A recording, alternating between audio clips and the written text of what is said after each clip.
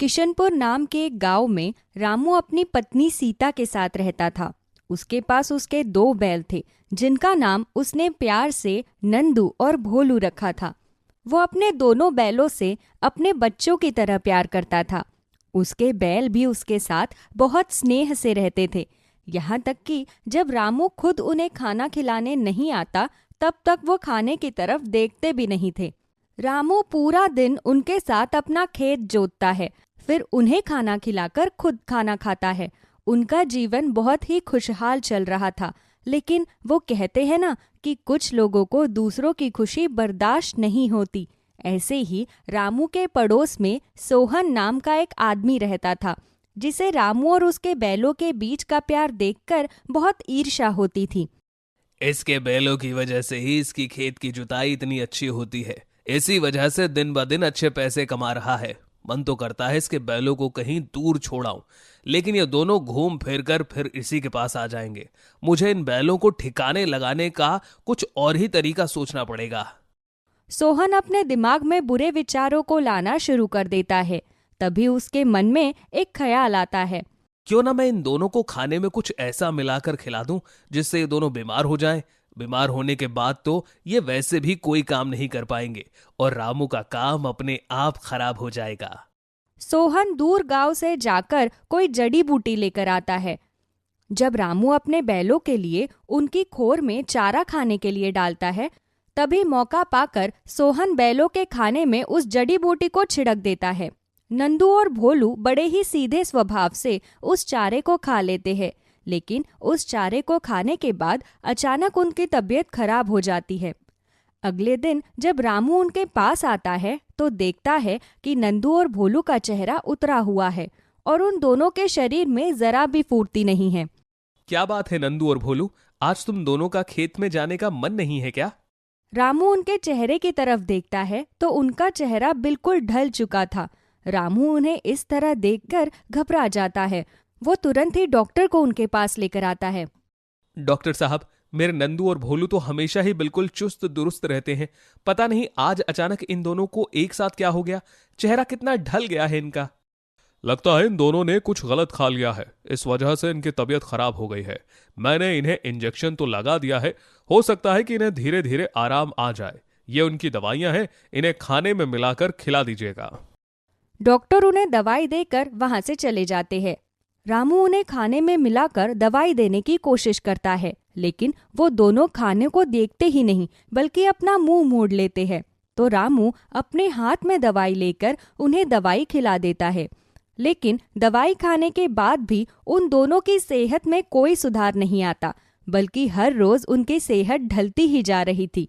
रामू कई बार डॉक्टर से उनका चेकअप करवाता है, लेकिन वो दोनों ठीक ही नहीं होते और 1 महीने के अंदर अंदर वो दोनों रामू को छोड़कर परलोक सिधार जाते हैं। उनकी मृत्यु का दुख रामू को अंदर ही अंदर खाया जा रहा था। उनके बिना रामू के गले से खाने का एक निवाला भी नहीं उतर रहा था। आप अब कब तक इस तरह भूखे प्यासे बैठे रहेंगे जी? कुछ खाना खा लीजिए। देखिए तो आपके शरीर में कितनी कमजोरी आ गई है। ऐसा ही रहा तो आप बीमार हो जाएंगे। तुम अभी कुछ मत कहो, मेरा कुछ भी खाने का मन नहीं कर रहा। ना जाने मेरे भोलू और नंदू को ऐसा क्या हुआ कि दोनों एक साथ ही चल बसे। ना जाने मेरे बच्चों को आखिर किसकी नजर लग गई। ये कहते हुए रामू की आंखों में आंसू आ जाते हैं। उसका पड़ोसी सोहन उसकी खिड़की के पास छिपकर उसे ऐसे परेशान देखता है तो अंदर ही अंदर उसे बहुत खुशी मिलती है। मैंने तो इसके बैलों को बीमार करने के लिए वो जड़ी बूटी उनको खिलाई थी, लेकिन वो जड़ी बूटी तो कुछ और ही कमाल कर गई। अच्छा हुआ दोनों मर गए। अब इसके पास अपना खेत जोतने के लिए कोई भी बैल नहीं है। अपने बैलों की मदद से ये बहुत पैसे कमा रहा था। अब इसकी अकल ठिकाने आ जाएगी। महीने बीत जाते हैं, लेकिन रामू के मन से उसके बैलों के चले जाने का दुख खत्म नहीं होता। उसकी पत्नी ऐसे समय में उसे बहुत संभालती है। धीरे धीरे करके रामू सामान्य होने की कोशिश करता है। तभी एक दिन उसकी पत्नी उससे कहती है, सुनिए जी, बहुत दिन हो गए हैं अपने खेत में नए बीज नहीं बोए। आप शहर जाकर फसल के लिए कुछ बीज और खाद ले आइए, नहीं तो आने वाले समय में हमारे पास पैसों की बहुत तंगी हो जाएगी। ठीक है सीता, मैं कल सुबह ही शहर के लिए निकल जाऊंगा। अगली सुबह रामू खेत का सामान लेने के लिए शहर निकल जाता है। वो शहर से सामान खरीद कर लौट ही रहा होता है कि तभी उसे रास्ते में भूख लग जाती है। वो एक पेड़ के नीचे बैठकर अपनी पोटली खोलकर वहां खाना खाने लगता है। तभी वहां से गुजरते हुए एक साधु महाराज उसके पास आते हैं। बेटा, अगर तुम बुरा ना मानो तो मैं तुमसे एक बात पूछना चाहता हूं। क्यों नहीं साधु महाराज, पूछिए ना। बेटा, मैं बड़ी देर से भ्रमण कर रहा हूं। मैंने बहुत जगह पर बिना लहसुन और प्याज का वैष्णव खाना ढूंढा, लेकिन मुझे कहीं भी वैष्णव भोजन नहीं मिला।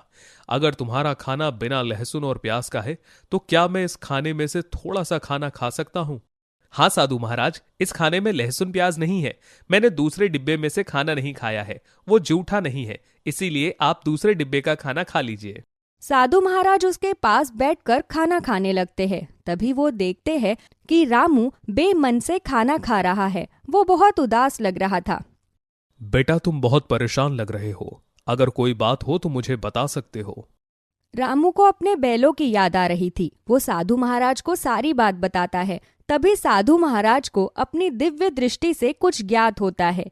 वो रामू से कहते हैं, बेटा, मैं अपनी दिव्य दृष्टि से देख रहा हूं कि वो दोनों बैल इस दुनिया में पुनर्जन्म ले चुके हैं।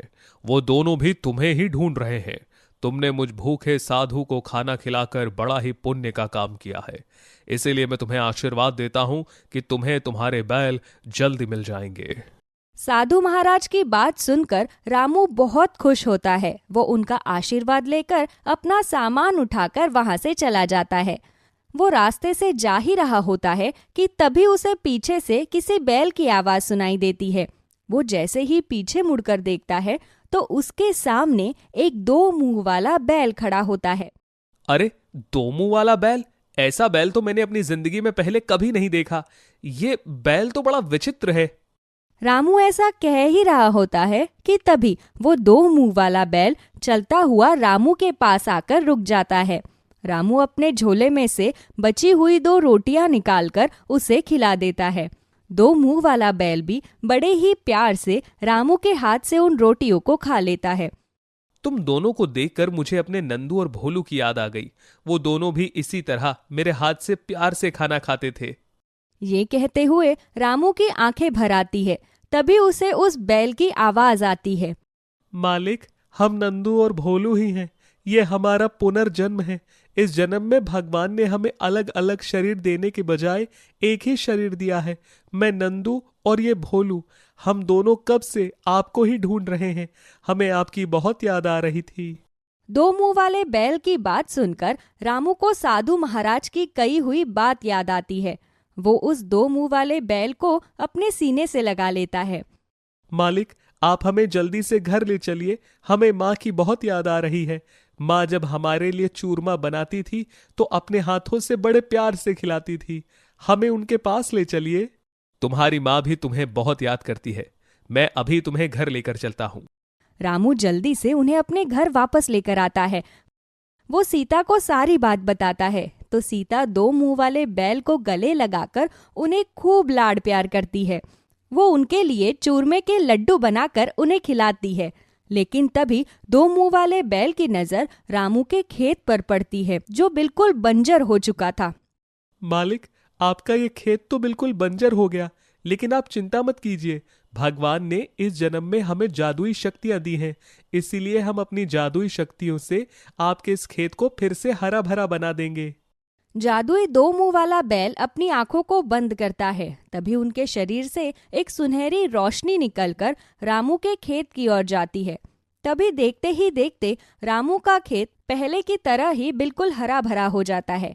हम दोनों हमेशा से चाहते हैं कि आप और माँ एक बहुत ही आलीशान घर में रहो। उस समय तो हम आपके लिए कुछ नहीं कर सकते थे, लेकिन अब हम आप दोनों के लिए एक नया घर बनाना चाहते हैं।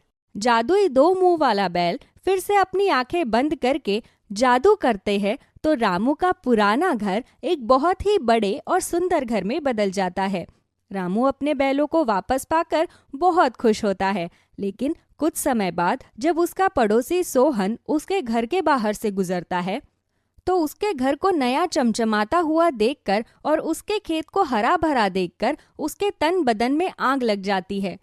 तभी उसकी नजर राजू के आंगन में बंधे उस 2 मुंह वाले बैल पर पड़ती है। अरे ये भला कैसा बैल है? मैंने तो आज तक अपनी जिंदगी में 2 मुंह वाला बैल नहीं देखा।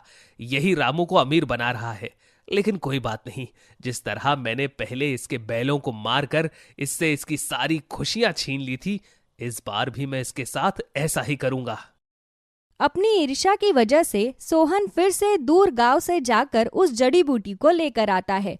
लेकिन इस बार जैसे ही वो जादुई 2 मुंह वाले बैल के खाने में उस दवाई को मिलाने जाता है, तभी वो उसे पहचान लेते हैं, क्योंकि वो जानते थे कि सोहन की वजह से ही पिछले जन्म में उन दोनों की मृत्यु हुई थी। सोहन जैसे ही उनके पास आता है, तभी जादुई 2 मुंह वाला बैल उस पर प्रहार कर देता है। उसके प्रहार से सोहन रामू के घर से बहुत दूर जाकर गिरता है। उसे इतनी तेज चोट लगती है कि वो कभी रामू के घर की तरफ देखता भी नहीं है। वो समझ जाता है कि अगर इस बार उसने जादुई 2 मुंह वाले बैल के साथ कुछ भी गलत करने का प्रयास किया तो इस बार वो उसे नहीं छोड़ेंगे। इसलिए वो कभी गलती से भी अब उस तरफ नहीं जाता। उस दिन से जादुई 2 मुंह वाला बैल हमेशा रामू के आंगन में रहता है और वो सभी लोग खुशी खुशी मिलजुल कर अपनी जिंदगी व्यतीत करते हैं।